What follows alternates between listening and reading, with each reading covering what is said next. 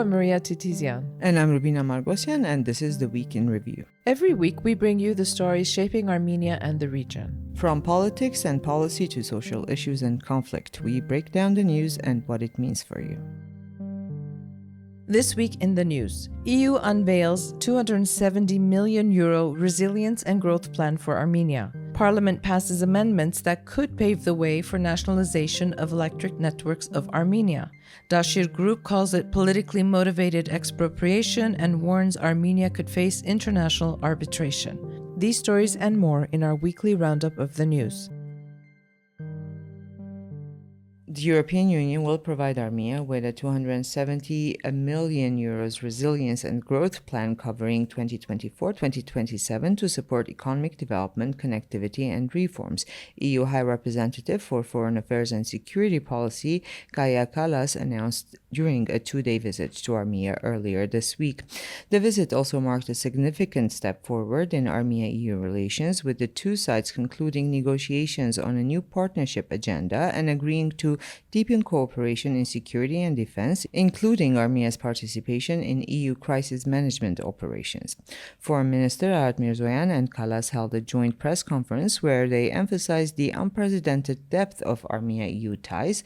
Mirzoyan described the crisis management agreement as a sign of Armenia's commitment to global peace and more robust EU partnership.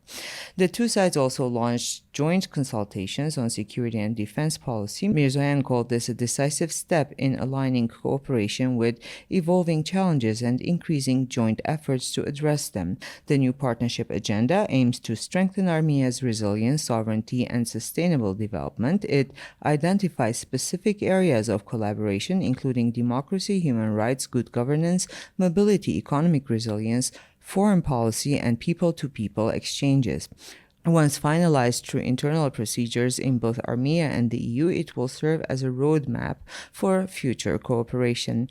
To complement these priorities, Kallas also announced that the EU will allocate substantial funding to support Armenia's independent media in combating disinformation, foreign interference, and hybrid threats. On the question of visa liberalization, Kallas said the European Commission has adopted the action plan, noting that once Armenia fulfills all necessary conditions, the process will further deepen ties with Europe. Addressing reports that Hungary is blocking a second round of European Peace Facility funding for Armenia, Kallas acknowledged the difficulty of reaching a unanimous agreement among 27 member states, but described it as an ongoing process, with the EU working to resolve the issue. Well, Russia, on the other hand, is preparing an official letter to Armenia expressing concerns that Yerevan's increasing alignment with the European Union may contradict the rules of the Moscow-led Eurasian Economic Union, the EAEU. This was announced by Deputy Prime Minister Alexei Overchuk. Overchuk warned that the EAEU will consider measures to prevent goods that do not meet the Union's standards from entering its market as a result of Armenia's closer ties with the EU. He did not elaborate on what those measures might entail. Well, on the other hand, Armenia temporarily banned the import of a specific type of Russian ice cream due to what they said was food safety concerns. This went into effect on July 2. According to the Food Safety Inspectorate, a batch of the ice cream manufactured on March 7 was found to contain coliform bacteria and did not meet the technical regulations of the Eurasian Customs Union. Armenian authorities ordered the contaminated batch to be withdrawn from the market and destroyed or otherwise disposed of the rest of them. In response, Russia's Consumer Protection Agency requested clarification from Armenian authorities, including the results of the lab testing. The Russian side maintains that no violations were found during routine inspections and suggested that the issue may have stemmed from improper transportation or storage. Last month, Russia banned the import of fresh flowers from Armenia. Bans on Armenian imports imposed by Russia are a recurring pattern, often seen during periods of political friction between Yerevan and Moscow. I wonder if there's going to be a new term regarding this banning regulations, mutual banning of products. Well, this week, Armenia's parliament passed legislative amendments enabling the possibility of nationalization of the electrical networks of Armenia. This was a move drafted and backed solely by the Civil Contract Party. The changes grant the Public Service Regulatory Commission the authority to initiate proceedings against energy operators for violations, including those committed prior to the law's enactment. The regulator may now alter management structures or trigger nationalization to protect consumers. The legislation passed its second reading and final approval just 2 days after being cleared by the Standing Committee and the first reading. The temporary administration is expected to be appointed by the Public Utilities Regulator. The opposition sharply criticized the move. Artvik Minasyan of the Armenian Revolutionary Federation and Armenia Alliance denounced the amendments as unconstitutional and in violation of international law. Prime Minister Nikol Pashinyan had signaled the state's intention last week, stating during a cabinet meeting that the government must very quickly assume the management of Armenia's electrical network and proceed towards nationalization. In response, the Tashir group, owned by businessman Samvel Karapetyan, notified Armenian authorities on June 30 of an investment dispute. The notice, filed under a 1995 Armenia-Cyprus Investment Protection Agreement, alleges unfair treatment and protection failures by state officials, describing the government's actions as politically motivated expropriation. The group warned that if violations persist, Armenia could face international arbitration and be required to provide full compensation. Separately, the investigative committee this week conducted searches of Tashir Group's offices. Authorities stated the operation is unrelated to Karapetyan's ongoing case concerning alleged calls to overthrow the government. Instead, it is reportedly linked to a separate money laundering investigation. Karapetyan's legal team confirms that computers and documents were seized during the search. 4 individuals have been detained on charges of large-scale money laundering. The legal team also revealed that several criminal investigations into the Tashir Group had already been launched prior to recent developments, one in 2023, another in 2024, and one more in 2025. David Ghazinian, Acting Director General of Electric Networks Armenia, has pushed back against suggestions that the company's operations have deteriorated to the point that the state needs to intervene. He noted that neither the authorities nor the Public Services Regulatory Commission have raised such concerns in recent years. However, public frustration, and we have experienced this ourselves, over frequent blackouts has been mounting. In the context of recent developments involving Samvel Karapetyan, Prime Minister Pashinyan has also begun publicly addressing the issue. However, Ghazinian emphasized that even amid talks of nationalization, no government representatives have approached the company to discuss any specific problems. Well, they can talk to us and we'll tell them. In response to growing scrutiny, Electric Network Armenia has announced a new policy moving forward. In the event of a power outage, the company will clearly identify whether the issue falls under its own responsibility or that of another operator, such as the state-owned high-voltage electric networks, which operates under the Ministry of Territorial Administration and Infrastructure. Over the weekend, Archbishop Mikhail Ajabahian was detained on charges of plotting a coup. According to the prosecution, on June 21, Ajabahian reiterated his 2024 calls for a coup. Law enforcement officers had entered the Catholicosate late Friday to arrest him, but they were obstructed by a group of clergy and citizens. The National Security Service later stated that in order to avoid escalation, its officers had withdrawn from the Holy See. A few hours later, Ajabahian voluntarily appeared before the investigative committee. The story here is much longer. He had agreed to go with the law enforcement, and there were a group of people who didn't allow him, and he retreated into Echmiadzin, the premises. They were outside with the Catholicos. And then he decided he's going to walk to Yerevan, and then halfway they picked him up in a car, and he did go to the law enforcement. Well, according to his legal team, Archbishop Ajabahian is being held in the same cell as Archbishop Bagrat Galestanian. Earlier in the week, the penitentiary service denied media reports claiming that the health condition of one of the clergymen had deteriorated. And this is a weird sentence to say, but we know from practice that anyone who's detained always ends up getting sick. Yes, and they always end up in a hospital. Well, meanwhile, Archbishop Galestanian, and just again for our listeners, he was also detained on charges of attempting to overthrow the government. So he has released a letter from jail where he is being held in pretrial detention for 2 months.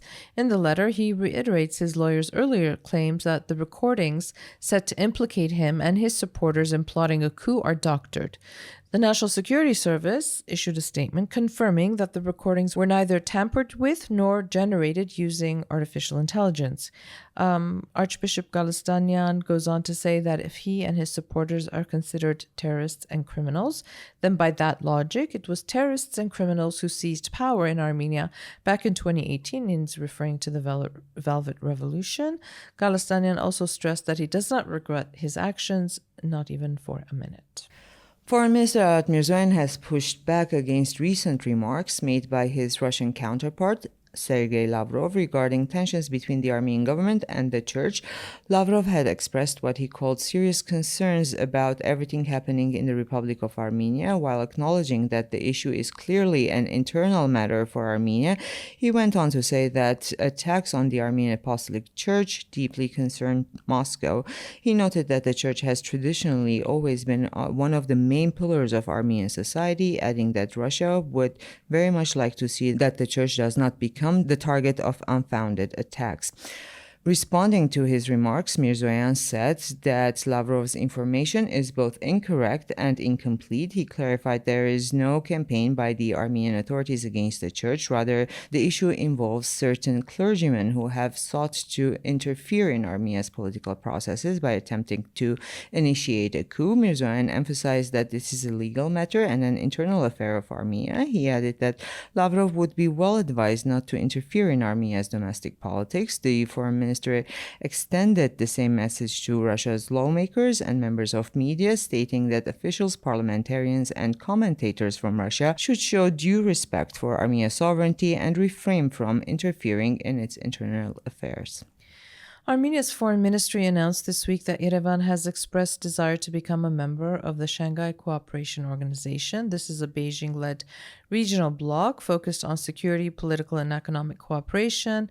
Its members include Russia, several Eurasian states, including India, Iran, Pakistan, and Kazakhstan. Armenia is currently a dialogue partner within the SCO, a status it achieved officially in 2016. Last week, Armenia's foreign minister, Mirzoyan, traveled to Beijing to meet with his Chinese counterpart. There, he also met with the Secretary General of the Shanghai Cooperation Organization. In an interview with the Hong Kong-based newspaper, Mirzoyan said that Yerevan seeks to level up the strategic nature of relations with Beijing. He added that there is openness and readiness to deepen relations without any limitations. Yerevan recently signed formal strategic partnership documents with neighboring Georgia, the United States, and the Netherlands. There are ongoing talks to formalize Yerevan's strategic ties with neighboring Iran and France. Armenian officials have described ties with India, Greece, and Kazakhstan as strategic, though these have not been formalized so far.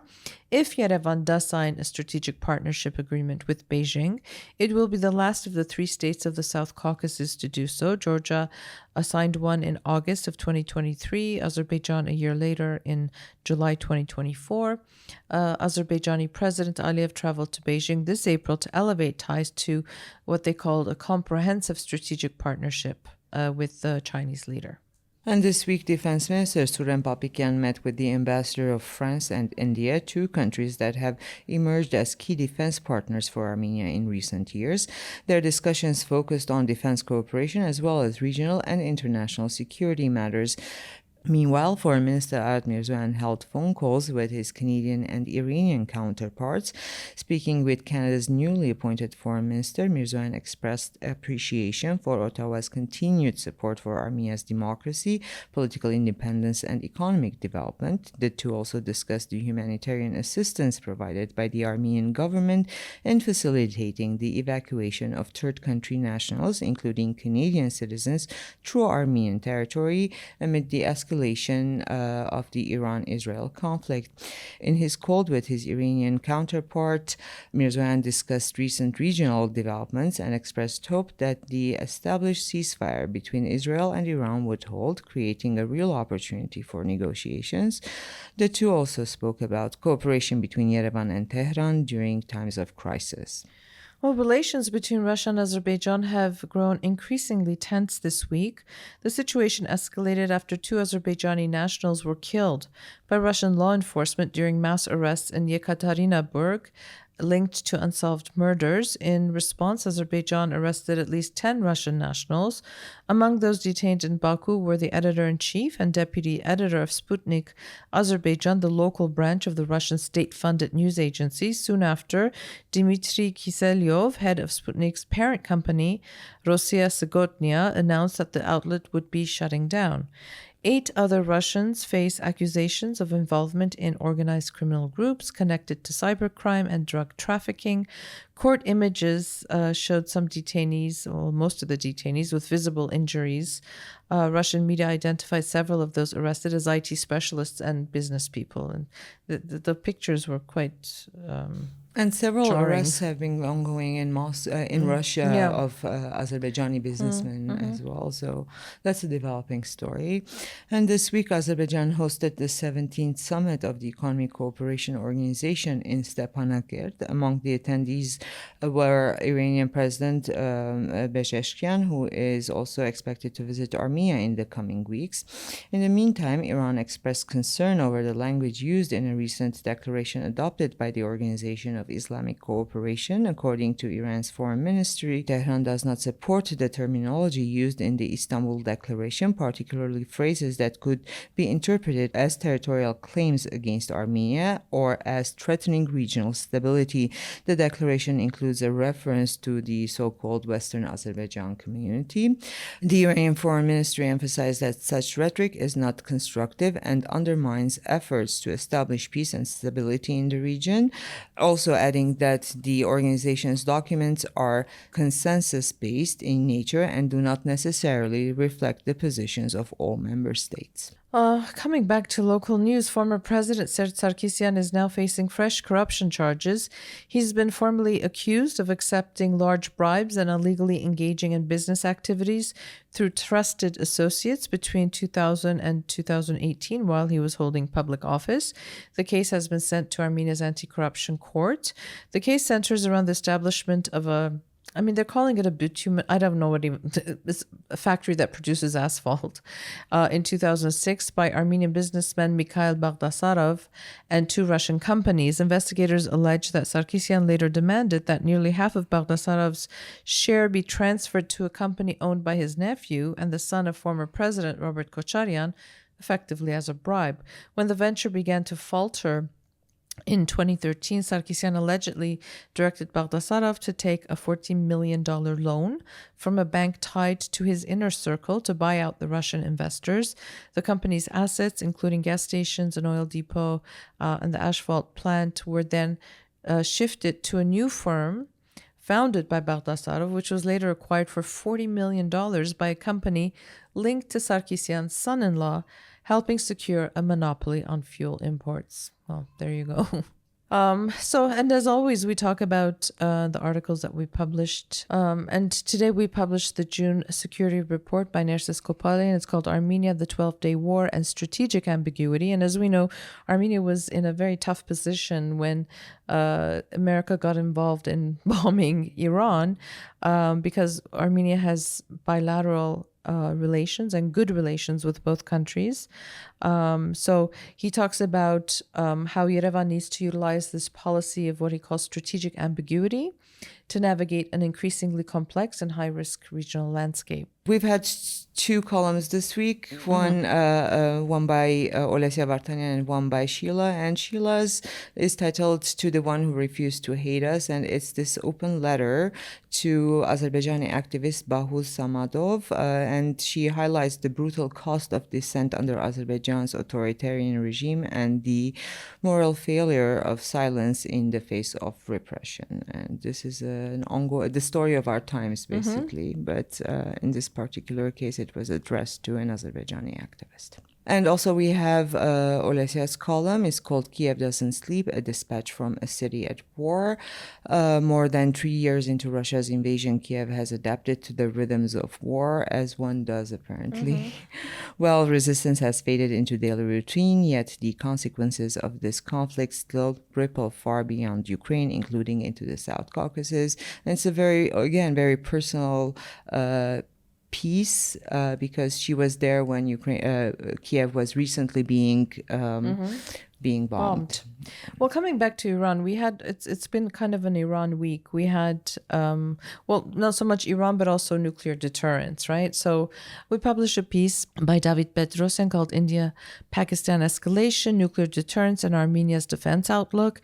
And what he's doing is he's showing that this escalation underscores the power and limits of nuclear deterrence, reveals shifting regional alliances that involve Turkey, Azerbaijan, and Pakistan, and highlights implications for Armenia's security, but also including the role of Indian weapons. So it's a very complex article, but a very interesting one. And then I also did a podcast. I know I'm jumping a little bit over the articles, but I think they're all related. And somebody I've been wanting to interview for a long time, Dr. Arek Danagulyan. He's a nuclear physicist, a nuclear scientist at MIT. So I sat down with him to talk about this recent escalation. We talked about Iran's nuclear weapons program. We assessed the regional security implications for Armenia. And we looked at, is nuclear energy in Armenia's future? We know that in a decade, Metsamor will be decommissioned. We talked about the need for small reactors to replace aging infrastructure and challenges in developing nuclear engineering expertise because we have problems with our education system, as we know. And unrelated, actually, though when we published this, we didn't realize they would be related. We have a piece in our creative text section that says, that's titled Armenia and Innovation, Time to Challenge the Stereotypes. And the author, Anitorean, she just takes a look at 5 stereotypes that we keep saying. And so we're good at that. We're good at that. One of them is more investment means innovation. The other thing is because we had a good Soviet past in the realm of science, that means we should be good enough right now. So anyway, she really unpacks these stereotypes and shows that no, not necessarily. Let's not hinge everything on those. Exactly. And since tomorrow, July 5, is Armenia's Constitution Day, look for a piece that we will share with you tomorrow. It's called Armenia's Perpetual Search for a Fitting Constitution. And it's a real in-depth dive into Armenia's constitutional history since independence. It outlines the country's 3 constitutional referendums, the first one in 1995, 2005, and then 2015, and details the current process of drafting a new constitution. It seems like every administration that comes wants to change the constitution. So you could look for that tomorrow. And that's the kind of week we've had here in Armenia. Thank you for listening. Have a safe and peaceful weekend. And we'll be back, as always, next week.